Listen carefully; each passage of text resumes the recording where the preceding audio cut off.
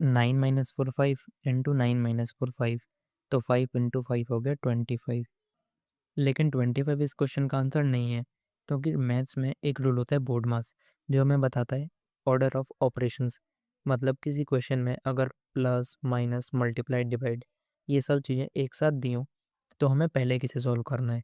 और इसी बोर्ड मास रूल की मदद से हमें पता चल जाएगा कि इस क्वेश्चन का आंसर 25 क्यों नहीं है। बोर्डमास रूल के अकॉर्डिंग बी का मतलब है ब्रैकेट्स, ओ का मतलब है ऑर्डर्स, डी का मतलब है डिवाइड, एम का मल्टीप्लाई, ए का प्लस और एस का माइनस। तो किसी भी मैथ क्वेश्चन में सबसे पहले आपको ब्रैकेट सॉल्व करने हैं, और ब्रैकेट सॉल्व करने के बाद आपको ऑर्डर सॉल्व करने हैं। ऑर्डर का मतलब होता है, कई बार आपको क्वेश्चंस के अंदर स्क्वायर रूट दिए होते हैं, किसी नंबर पर कोई पावर लगा रखी होती है, या फिर कई बार ऑफ लिखा होता है। तो ब्रैकेट के बाद आपको ये सारी चीज़ें सॉल्व करनी है।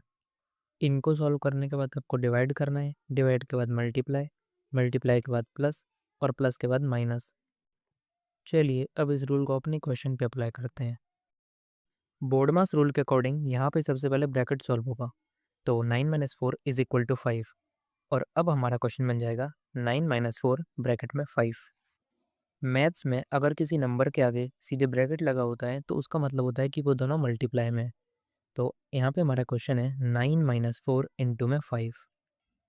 बोर्डमास रूल के अकॉर्डिंग यहाँ पे मल्टीप्लाई और माइनस में से पहले मल्टीप्लाई सॉल्व होगा, तो 4 इंटू 5 हो गया 20। और इस तरह हमारा क्वेश्चन बन गया 9 माइनस 20। और 9 माइनस 20 इसको सॉल्व करने पर हमें मिलेगा -11। और यही हमारा फाइनल आंसर है।